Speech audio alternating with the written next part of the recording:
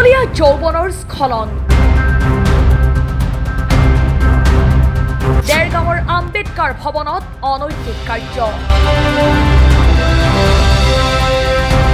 2022 চনতেই দেৰগাঁৱৰ মাজমজিয়াত নিৰ্মাণ হোৱা ডক্টৰ ভীমৰাও আম্বেদকাৰ ভৱন এতিয়া মদ ভাঙৰ আড্ডাস্থলীত পৰিণত দেৰগাঁও বৃন্দাবন নগৰস্থিত আম্বেদকাৰ ভৱন নিৰ্মাণ কৰাৰে পৰা আজিলৈকে ব্যৱহাৰ কৰা দেখা নগ'ল বৰ্তমান এই ভৱনটো অনৈতিক কাৰ্যকলাপৰ মূল স্থানলৈ ৰূপান্তৰ হৈছে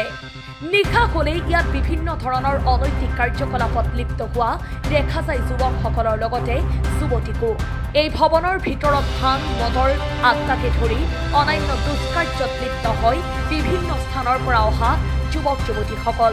এই ক্ষেত্ৰত কোনো কামসাৰ নাই আৰক্ষী তথা বিভাগীয় কৰ্তৃপক্ষৰ এই লৈ তীব্ৰ ক্ষোভ প্ৰকাশ কৰে স্থানীয় লোকসকলে আমি সেইখিনি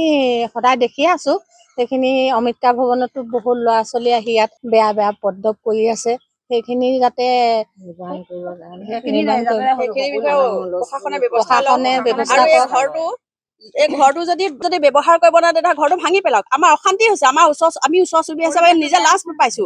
আমি খিৰিকী খুলিব নোৱাৰো ছোৱালীহঁত ওলাই আহিব নোৱাৰে আমি আবেলি সময়তে আমি ওলাই আহিব নোৱাৰো ইয়াত বিভিন্ন ধৰণৰ অনৈতিক কাৰ্যকলাপ চলি থাকে তাৰোপৰি সৰু সৰু ল'ৰা ছোৱালী যুৱক যুৱতী আহি মানে অনৈতিক কাৰ্যকলাপ চলাই থাকে অকল যুৱক যুৱতীয়ে নহয় কলেজীয়া ল'ৰা ছোৱালী পৰা আদি কৰি বহুত ধৰণৰ ইয়াত হয় আৰু পৰহি দিনাখন আমাৰ ওচৰে এজনৰ হাতৰ পৰা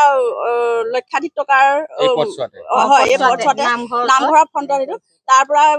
হেৰি বহুত টকাৰ সামগ্ৰী লুটি নিছে আৰু আমাৰ ইয়াৰ পৰা ওচৰৰ পৰা ছাগলী চুৰ কৰি নিয়ে আমাৰ মোৰে ছাগলী 2-3টা নিছে নিশা নালাগে আমি সন্ধিয়াতে আহি পেলাই ভয় কৰো আমাৰ লগত যদি ল'ৰা এজন নাথাকে আমি আহিবলৈ ভয় কৰো এইটো ৰাস্তাত আৰু কিমান হেৰি আৰু অসভ্যালি কৰে আৰু যদি আমি কিবা ক'বলৈ আহো আমালৈ উল্টাই চোচা লয় ওচৰতে আছে যদি থানাৰ ব্যৱস্থা লোৱা নাই প্ৰশাসনে ব্যৱস্থা ল'ব লাগিছিলে ইমান দিনে ড্ৰপ হৈ আছে ৰাতিপুৱা 5টা বজাতো ইয়াত অনৈতিক কাৰ্যকলাপ চলে ল'ৰা ছোৱালীবিলাক ক্লাছ কৰিবলৈ আহে ল'ৰাবিলাক ক্লাছ কৰি আহি পেলাই ইয়াত সোমাই থাকেহি আৰু ইয়াত নীৰৱ ভূমিকা প্ৰশাসনে নীৰৱ ভূমিকা অৰ্পণ কৰি আছে আৰু যদিহে এই ঘৰটো যদি সৎ কামত যদি ব্যৱহাৰ কৰিব নোৱাৰে তেতিয়াহ'লে ঘৰটো ভাঙি পেলাই ভাল হ'ব আমাৰ ওচৰ চুবুৰীয়া আমি বহুত অশান্তিত ভুগি আছো কৰিছে এতিয়া চাওক আপোনালোকে বেৰিকেড দি থলে এইবোৰ চব ভাঙি চিঙি লৈ গ'ল গ্লাছ নাই গ্লাছ ভাঙিলে ঘৰ দুৱাৰ এইবোৰ চব ভাঙি চিঙি সেই কৰে আৰু নালাগে এই লাইটটো দেখিছে আপোনালোকে এই লাইটটো শিলগুটি মাৰি ভাঙিছে ইয়াত মানে কোনো মানে মানুহ আহিব পোহৰ কৰি দিব লাগে সেইযোৰ ভাঙি দিছে অন্ধকাৰ পৰিৱেশ হ'লে আমি ঘৰটো সৎ কামত ব্যৱহাৰ কৰক হয় কিবা অফিচ বনাওক নহয় কিবা সৎ কামত ব্যৱহাৰ কৰক নহ'লে ভাঙি দিয়ক আমি সেইটোৱে বিচাৰিছো প্ৰশাসনে ব্যৱহাৰ কৰক প্ৰশাসনে ব্যৱহাৰ কৰক আমি ব্যৱহাৰ কৰাটো বিচাৰিছো